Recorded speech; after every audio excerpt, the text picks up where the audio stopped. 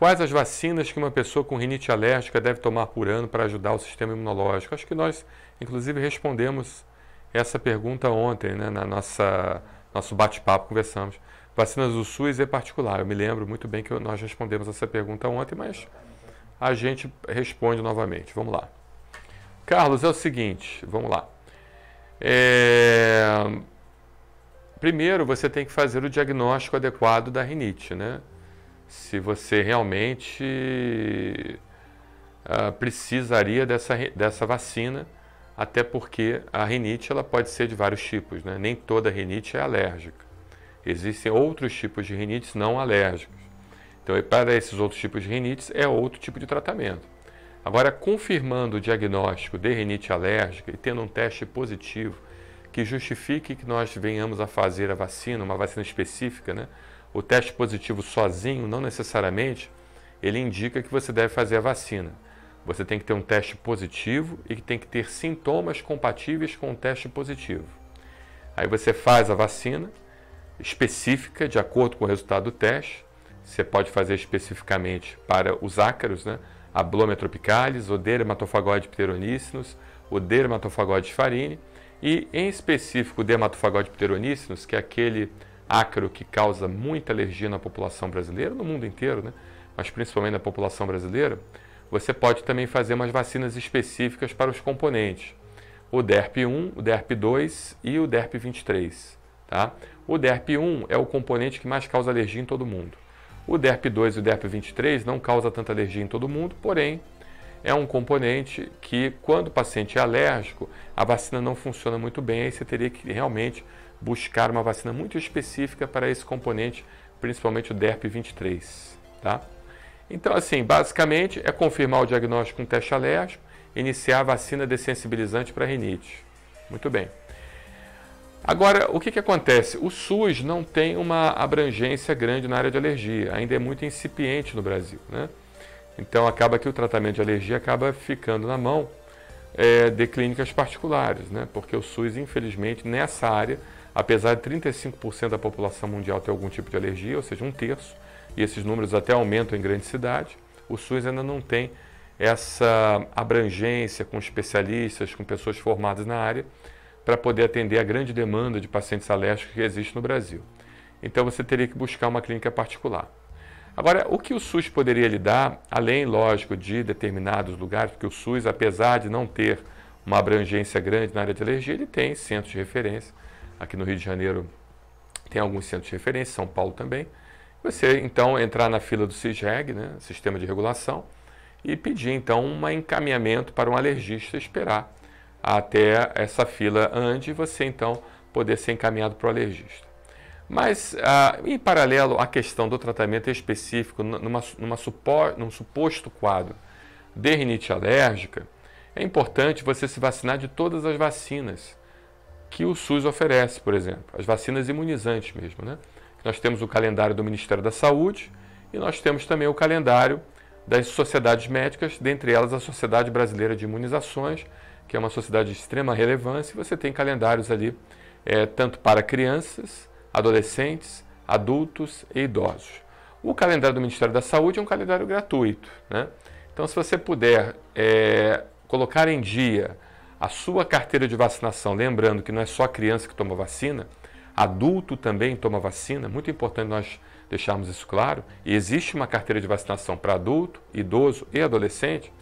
Então, você colocar em dia a carteira de vacinação do Ministério da Saúde relativa às doenças preveníveis é muito importante. Estamos aí em época de Covid-19, é como eu falo, né? Eu sou um grande entusiasta da vacina de Oxford e também da Sputnik, né? Que foi promovida pelo senhor Putin, presidente Putin, que eu até, não como pessoa em si, mas como personalidade, eu vejo uma personalidade de bastante relevância, né? Como pessoa, eu tenho minhas dúvidas, porque ele fez algumas coisas lá na Síria que realmente não foram legais, invadiu a Crimeia, essas coisas, mas a gente não pode negar que ele é uma grande personalidade, né? Do século XX e agora no início do século XXI. Então, a Sputnik quanto a de Oxford são vacinas bem interessantes porque elas são muito específicas, né?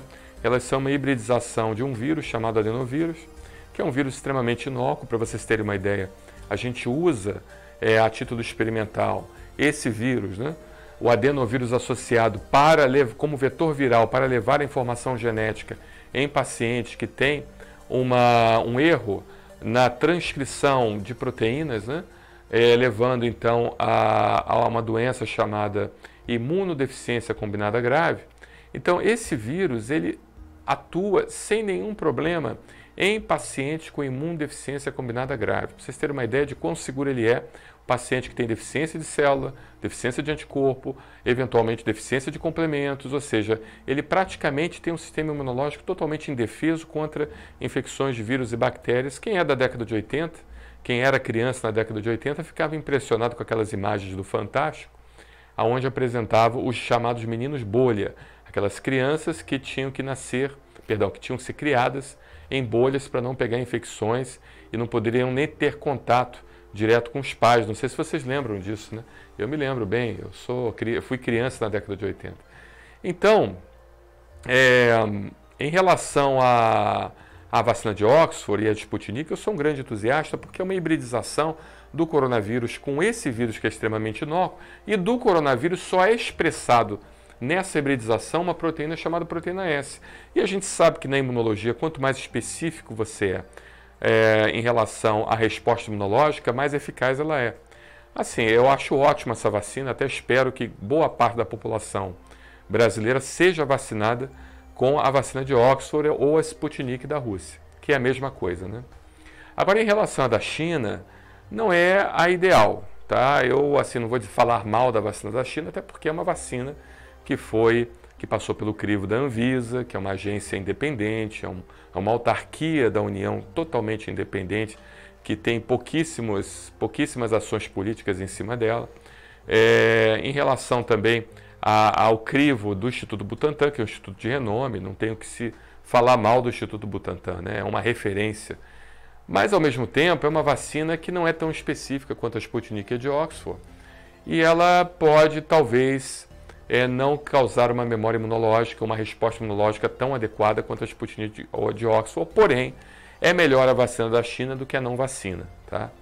Porque certamente alguma resposta imunológica você vai ter, algum anticorpo você vai produzir, alguma resposta de memória celular você vai ter. Então, certamente, olhando assim como um todo, mesmo você não tendo uma resposta totalmente adequada, você vai ter algum tipo de proteção contra complicações graves do Covid-19. Então, bem da verdade, eu acredito que é uma opção não deixar de se vacinar para a prevenção desse Covid-19. Agora, as outras vacinas que você deve fazer uso de gripe, o SUS dá a trivalente, que é uma vacina que tem 3 componentes da gripe, que é muito importante.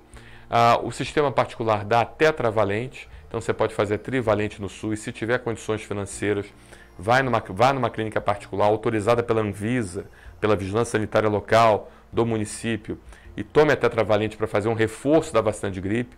Existe a vacina, a pneumo 13 valente conjugada, pneumo 23 valente polissacarídica, que devem ser utilizadas caso você não tenha se vacinado. A própria tríplice bacteriana celular, que é uma vacina que contém o componente do tétano, o componente da difteria e o componente da Bordetella pertussis, que causa coqueluche.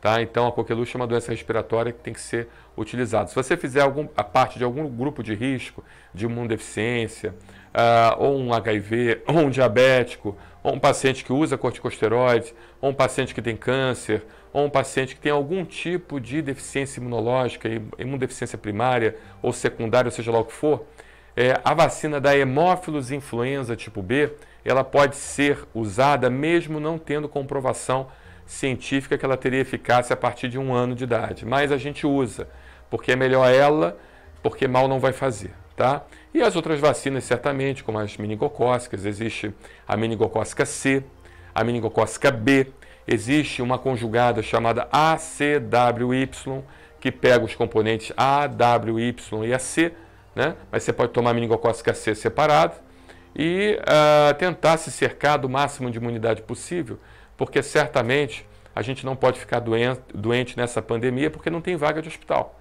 Tá? Os hospitais estão lotados com a pandemia e certamente o máximo que a gente puder fazer, não só para a prevenção de doenças infecciosas, mas para também a prevenção de doenças crônicas e metabólicas, como no caso o próprio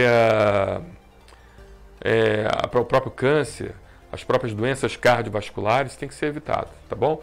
Então a gente tem que manter a nossa saúde em dia, buscar o cardiologista, buscar um endocrinologista, buscar essa vacinação complementar. Se você tem uma rinite, certamente o tratamento da rinite vai te favorecer muito, porque a gente sabe que uma mucosa inflamada, ela facilita a penetração de vírus, né?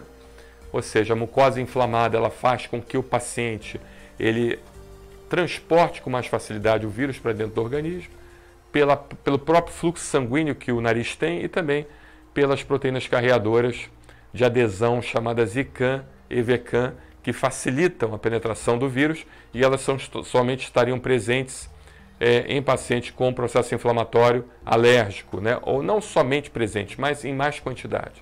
E também a gente acaba perdendo a proteção mucociliar, que é aquela proteção do mucozinho, né, que nós produzimos, que é a melequinha, falando em termos mais populares, e aqueles pelinhos que nós temos, que aquilo ali é um filtro, né, não deixa fragmentos de vírus, bactérias, né, fragmentos de poluição entrar em contato com o seu organismo, ele infectar e piorar o quadro clínico, tá bom?